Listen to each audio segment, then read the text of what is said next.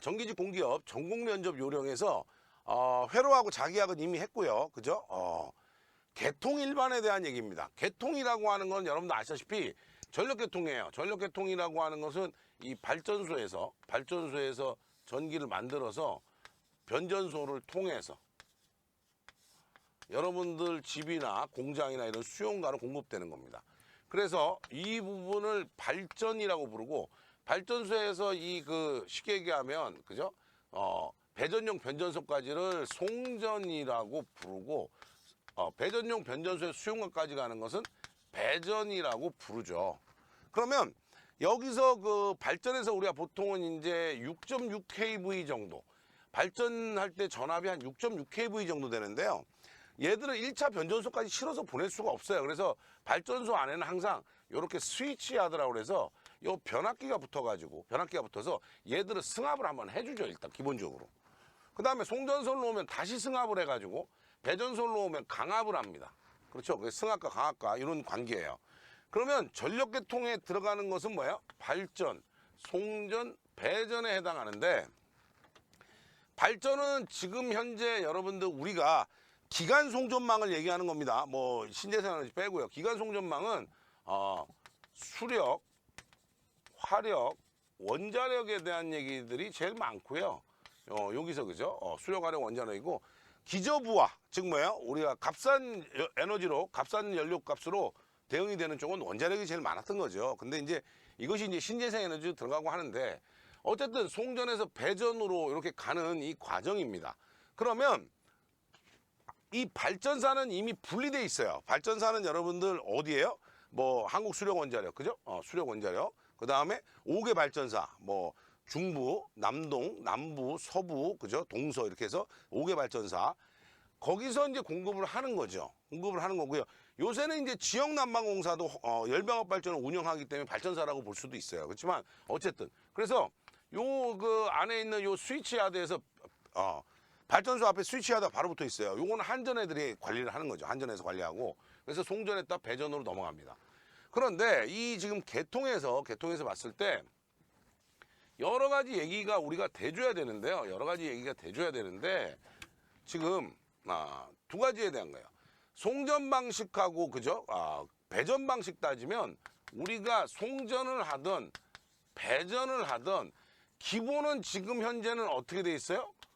교류 방식이라는 거고요. 기본적으로는 교류 방식이고, 그 다음에 또 뭐예요?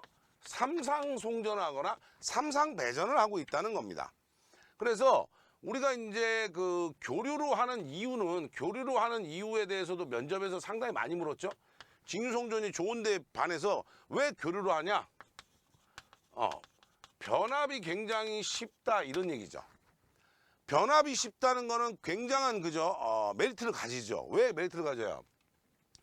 우리가 예를 들어서 10kV로 송전을 하면, 예를 들어 10kV 예를 들어 그냥 아주 간단하게 설명할게요.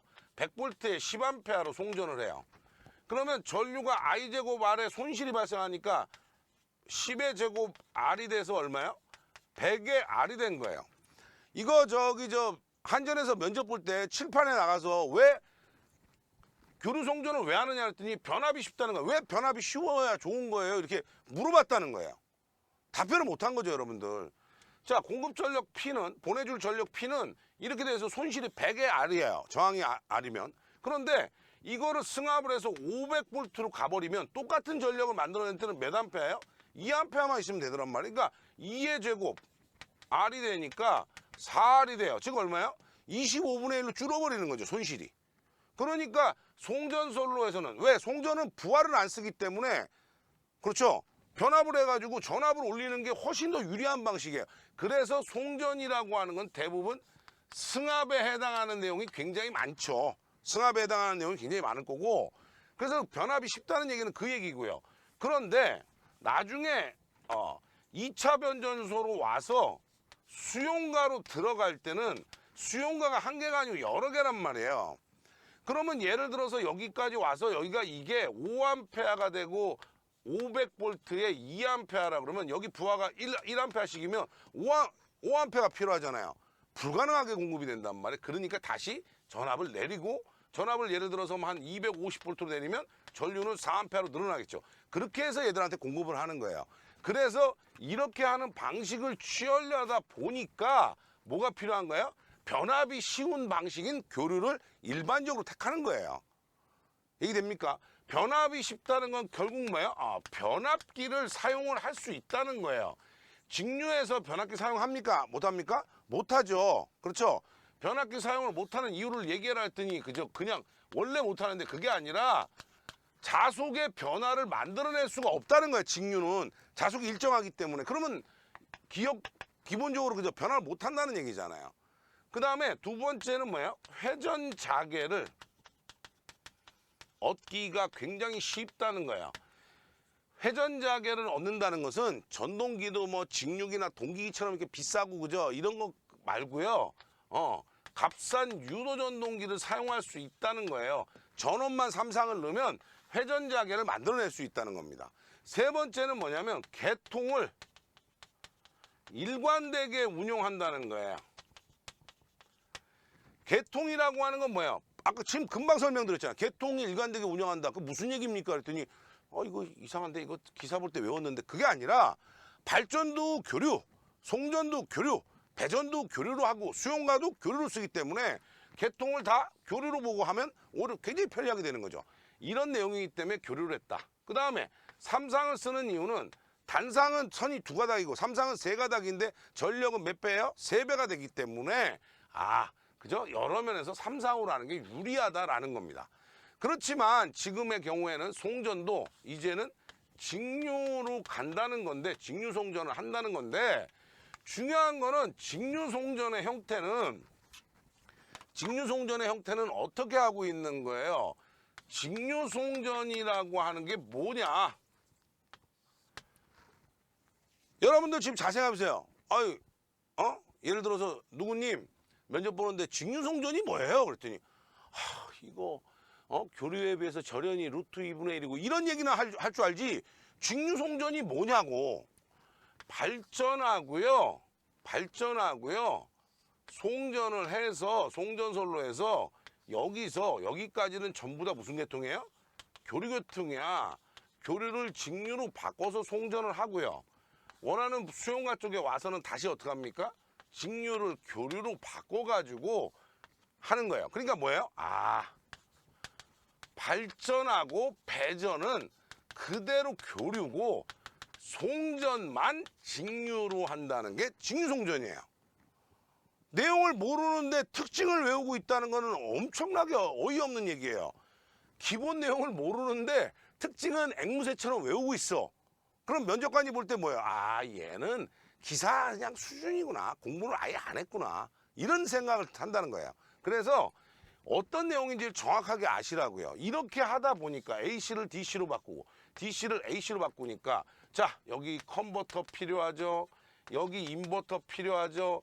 인버터, 컨버터 쓰다 보니까 전부 다 뭐예요?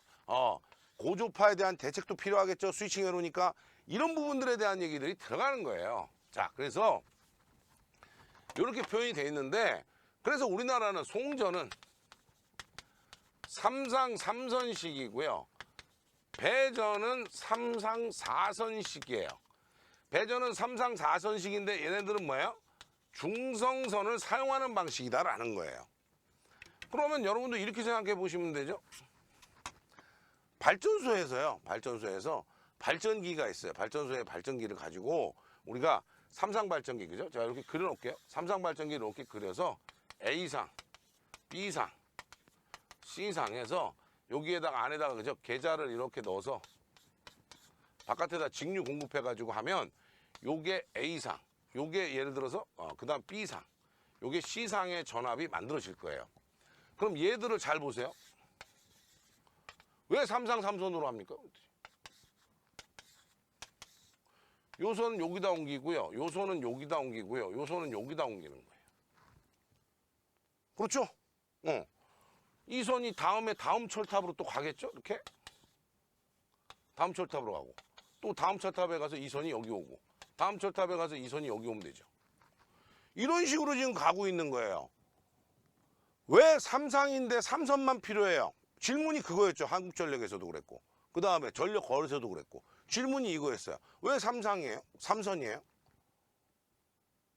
뭐요? 부하가 없다는 거예요.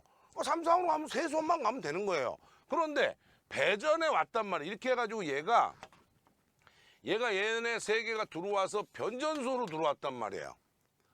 변전소에 들어가면 하나, 둘, 세 개 하면 이 세 선을 연결하면 뭐예요? 세 선을 연결하면 삼상보할 거고, 이러지 말고 그러면 여기다가 중성선을 하나 넣어서 이렇게 쓰면, 그렇죠? 단상도 쓸 수 있고, 이렇게 세 개를 묶으면 삼상도 쓸 수 있고, 이런 방식으로 바뀌는 거예요. 왜 삼상 3선이 삼상 4선이냐? 부하를 쓰느냐 안 쓰느냐죠. 결론적으로 얘기하면.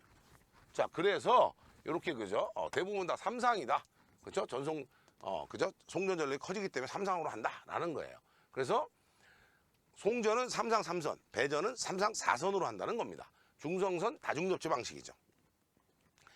우리나라 이제 국내 송전전압하고 배전전압인데, 우리나라 송전전압은 66 많지는 않지만요. 154, 345, 765를 보통 송전이라고 그래요. 그래서 얘기를 하고 있고요. 여기 직류 HVDC라고 하는 것은 하이볼테이지 직류송전이에요. 고전압 직류송전이라는 뜻이에요. 가공에 지금 500kV를 만들고 있지만 미개통 상태예요. 아직 개통이 안 됐고요. 250kV도 이제 미개통 상태고, 해저 송전, 해저로 가는 송전은 제주에서 해남까지 180kV DC, 그 다음에 250kV 진도에서 서제주까지 가는 요 라인들은 지금 운영이 되고 있는 거고요. 배전전압은 22,900입니다. 요렇게 그죠? 내용들을 아시기 바라고요. 그 다음에 지금 이 66에 대해서는 66은 과거에 무슨 접지 방식이었어요? 소 리액터 접지 방식에 썼던 내용인데, 이거를 뭘로 바꾸냐면 75kV 직접 접지 방식으로 현재 그죠? 바꾸고 있는 중입니다. 그래서 앞으로는 66 대신에 75로 아마 앞으로는 그죠? 바뀌게 되어 있지만, 그거는 최신 정보고요. 최신 정보. 그러니까 제가 여러분들한테 들어야 되는 내용들 중에 그런 최신 정보는 사실 이런 데서 얘기하면 쉽게 얘기하면 그죠? 다 나간다고요. 다른 사람도 다 듣게 되는 거잖아요. 그럼 별로라는 얘기야. 그래서 안 하려고 하는 겁니다. 자, 전선로라고 하면요. 발전소, 변전소, 개폐소, 이때 유사한 장소, 전기 사용 장소, 상호간의 전선이나 이를 지지하는 공작물 전부 다예요. 그래서 전선로는 가공하고 지중으로 나눕니다. 그래서 그죠? 가공하고 지중으로 나누는 게 일반적이고, 그죠? 이 지중으로 했을 때 장점이 뭐예요? 도시 미관을 해치지 않고 풍수해로부터 고장도 적고 전력 공급의 신뢰도가 올라가는데, 건설비가 비싸고, 그 다음에 제가 매번 기사 공부할 때 얘기하잖아요. 뭐예요? 송전 용량이 적다. 가공에 비해서. 왜? 가공에 비해서 왜 송전 용량이 적다고요? 열방산에 대한 문제가 있기 때문에, 그죠? 기본적으로 송전 용량이 적다. 자, 그래서 우리가 송전은, 그래서 면접 때 물어봤죠? 송전을 분류해 보세요. 송전은 뭐야? 가공 송전, 그 다음에 지중 송전으로 나눕니다. 가공하고 지중으로 나눠요. 배전은요? 배전했더니 가공하고요, 지중으로 나눕니다. 이렇게 얘기했는데, 그죠? 지중 말고 이 가공에서도요, 가공이 일반 가공이 있고, 그죠? 가공 케이블 배전. 한국전력에서 물어봤죠? 가공 케이블 배전에 대해서 알고 있느냐? 가공 케이블 배전은 ABC 배전이라고 합니다. ABC는 뭐야? 에어리얼 번들드 케이블이에요. 공기 중에 케이블이 묶음 단위로 있다는 거야. 이거 어디서 많이 들었는데, 어디서 들었어요? 포를 이렇게 세워놓고 케이블이 이렇게 여러 다발이 가는 거예요. 가공해서. 그럼 어떻게 했어요? 위에다 철선 놓고 이렇게 묶었잖아요. 이 묶는 선을 뭐라고 배웠어요? 조가용선, 영어로 메신저 와이어라고 그랬죠. 조가용선. 맨날 공부는 이거 하죠? 22스퀘어 뭐 이런 거 하는데, 이게 ABC 배전인지 아는 사람이 있냐는 거야, 내가 물어볼 때. ABC 배전에 대해서 설명해 보세요 했더니, ABC 배전이 뭐야? ABC 누가 와서 이제 면접 보고 와서 그래요. 그 초콜릿인데, ABC는. 뭐 초콜릿이야, 그죠? 에어리얼 번들드 케이블이에요.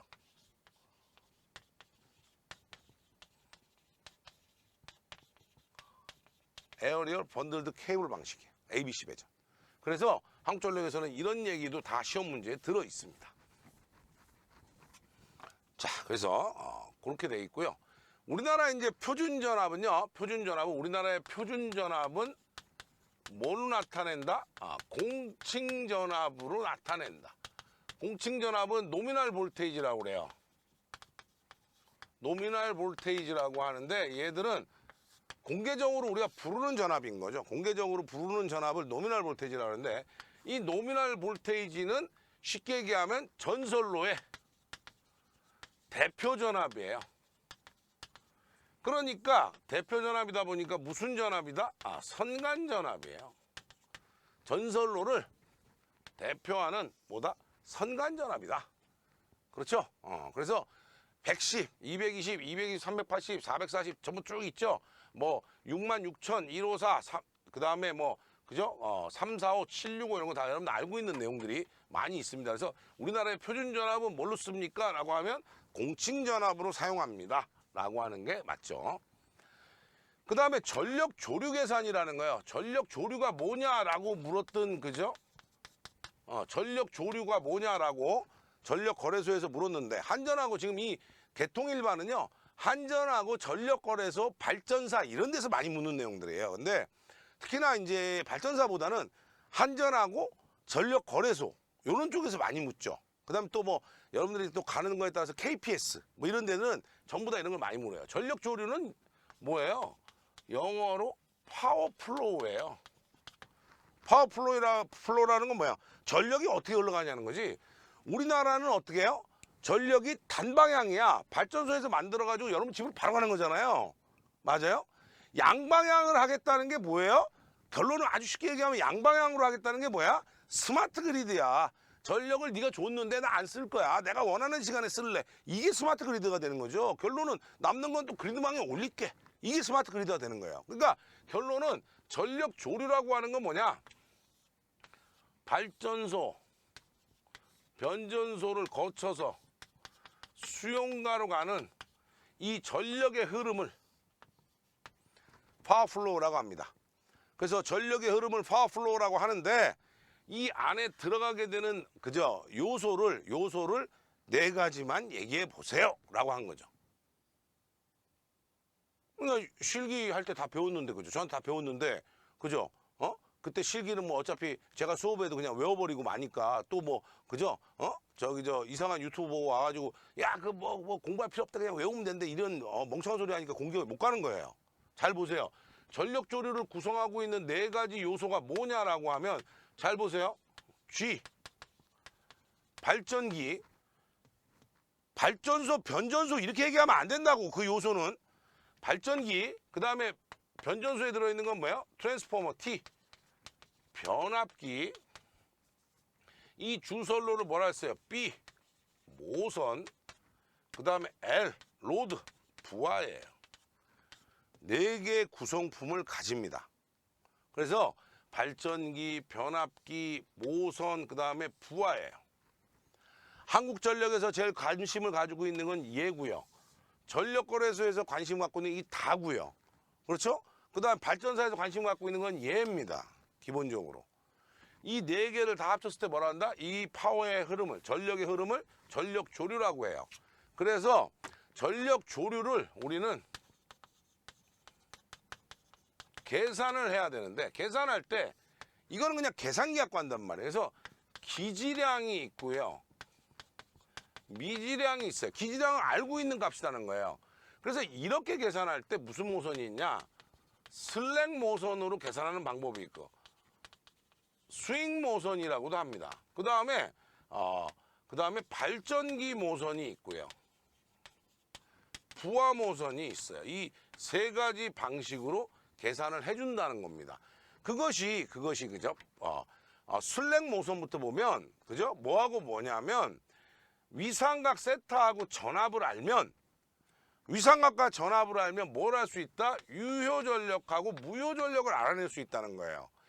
이거의 정반대가 스윙 모선의 정반대가 뭐예요? 부하 모선이야. 얘랑 얘.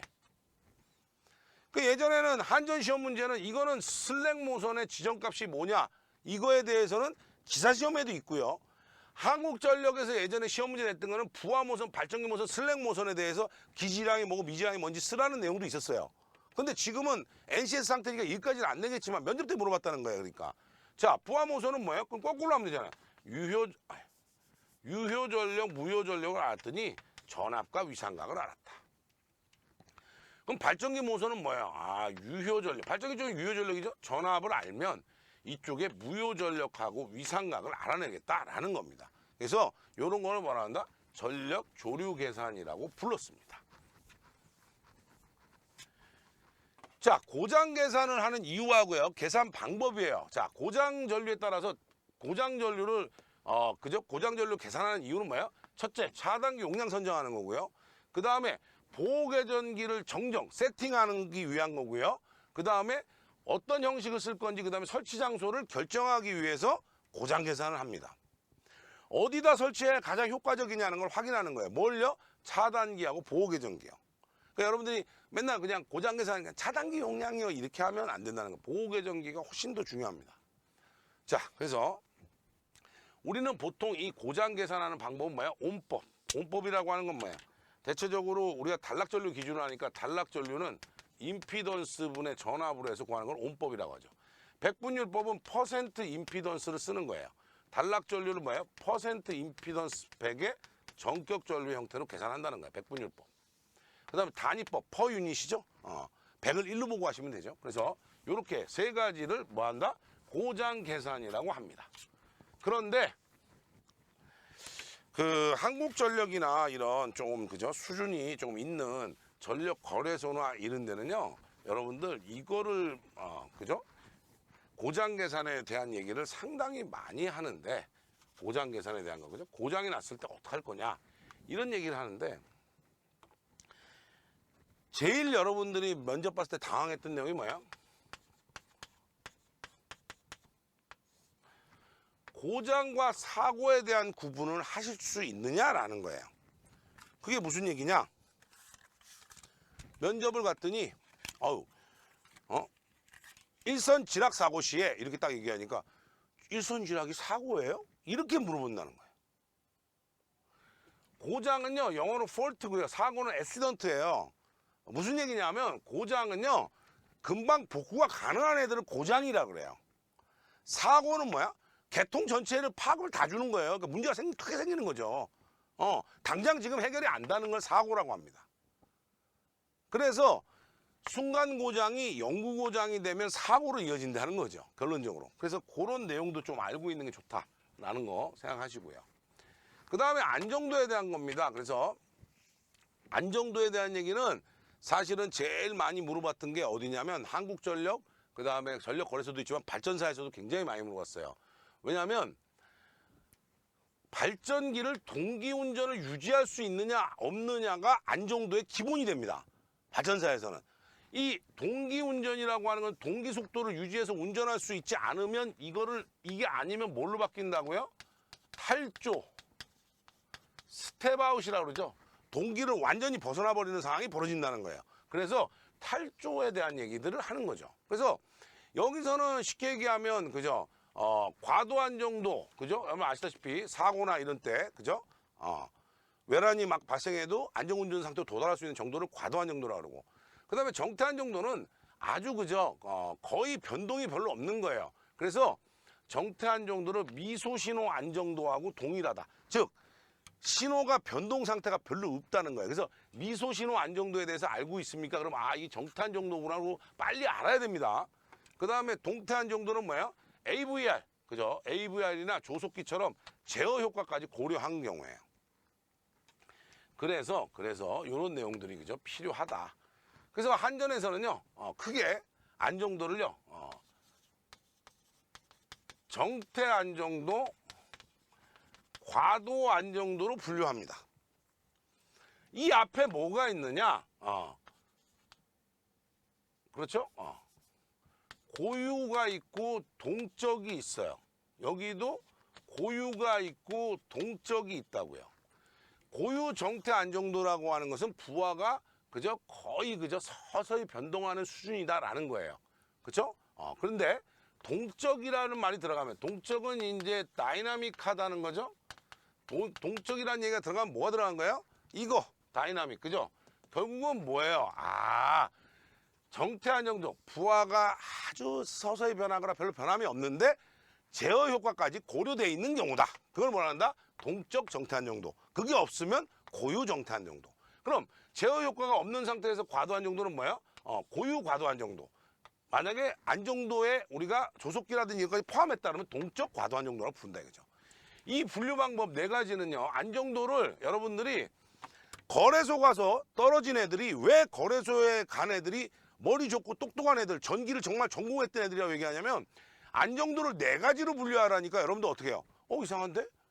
정태한 정도? 과도한 정도? 동태한 정도인데? 하나가 뭐지? 이렇게 하는 애들이 99.9%. 근데 학교에서 전력 계통공학을 배운 애들은 이걸 안단 말이죠. 동적 정태한 정도, 고유 정태한 정도, 동적 과도한 정도, 고유 과도한 정도 네 가지로 분류합니다. 이렇게 될 수 있는 애들이 얼마나 있겠냐는 거 이 안에. 그러니까 여러분들 공기업은 여러분들 한전이나 이런 데 가서 면접 떨어졌는데 이런 내용이 무슨 내용인지 모르니까 카페에다 쓰지도 못한다는 거예요. 그런 내용이 됩니다. 자, 발전기 리액턴스예요. 동기 리액턴스, 과도 리액턴스, 차과도 리액턴스예요. 우리가 발전사에서 예를 물었어요. 차과도 리액턴스. 차과도 리액턴스를 물어봤을 때 한 명도 대답한 사람이 없다는 거예요. 남부발전 시험 본다고 그러죠? 서부발전 시험 본다고 그러죠? 면접 갔는데 자, 발전기 내부 리액턴스 중에 차과도 리액턴스에 대해 설명해 보세요. 한 명도 대답 못해. 단 한 명도. 뭐예요? 고장이 발생했을 때요. 최초 한두 사이클 빠른 시간 내에 적용되는 임피던스예요. 그렇죠? 그래서 보계전기 값을 정정을 할 때 이 계전기 값을 정정할 때 뭐를 쓴다? 세팅할 때 차과도 리액턴스가 기준이 된다. 고장 발생 시에 최초의 1에서 2사이클 정도에 적용되는 임피던스입니다. 그 다음에 과도 리액턴스는 뭐예요? 그 다음이야. 1에서 2사이클 지난 다음에 작동되는 거고요. 동기 리액턴스는 뭐야? 정상 표형 상태에 작용되는 겁니다.